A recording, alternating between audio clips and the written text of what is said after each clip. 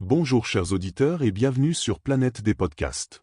On dit souvent que venir en France, au départ, c'est vraiment un choix du cœur, parfois même un rêve, quoi. Oui, un attachement fort. Mais voilà, qu'est-ce qui se passe quand ce rêve, il se confronte un peu à la réalité du terrain? C'est ça qu'on va explorer aujourd'hui? Exactement.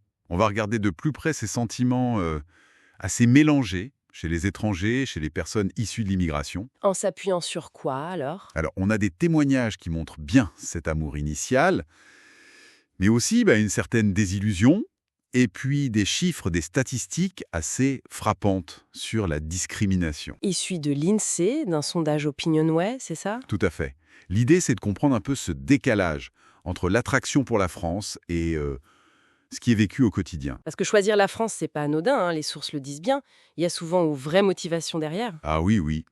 La culture, un certain art de vivre peut-être, l'idée d'élever ses enfants ici. Voilà, dans un cadre qu'on imagine positif. Et même quand il y a des critiques, par exemple, sur le passé colonial ou la politique, ça ne veut pas forcément dire qu'on rejette tout le pays. Non, c'est un point important ça. L'attachement de départ, il peut être vraiment profond.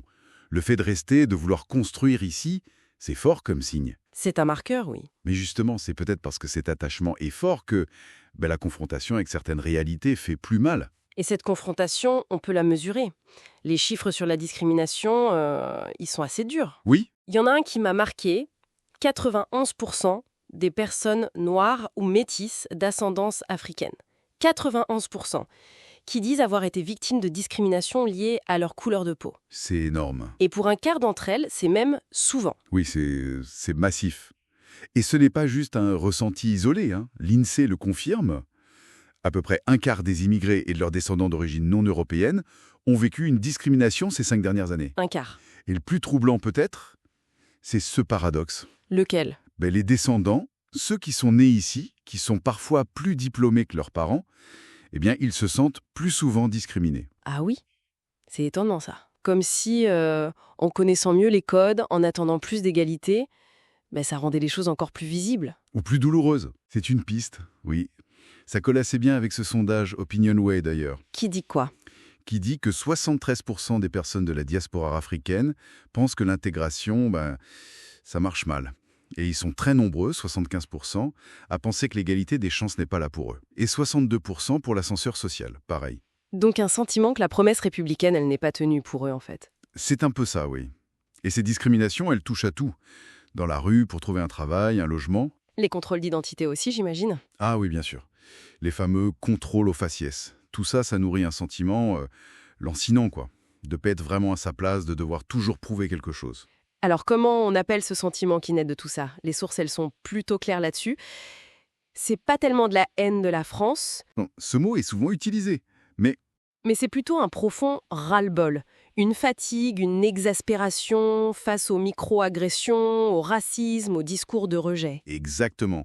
Une désillusion, en fait, par rapport à l'idéal français d'égalité, de fraternité. C'est une différence importante. Oui, parce que ce sentiment de ne pas être accepté, ça peut mener à une forme de repli ou à une attitude un peu défensive, ici, en France. Mais, comme le disent certains témoignages, la même personne, à l'étranger, elle va se dire française, et fièrement. Ah oui, c'est intéressant ça. La fierté, la loyauté, ça dépendrait de comment on se sent accepté au jour le jour. Ça semble très lié, oui.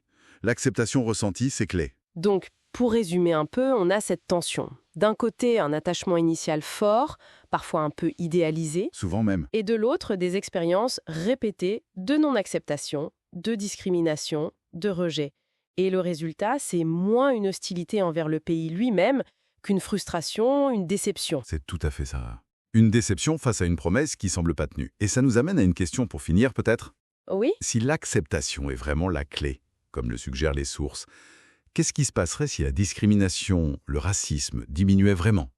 Est-ce qu'une France qui arriverait, comme dit un des textes, à accepter et embrasser toutes ces populations, est-ce que ça renforcerait pas le sentiment d'appartenance, la cohésion et du coup une loyauté plus naturelle, plus sereine? C'est une bonne question pour réfléchir. L'enjeu est sans doute là, effectivement.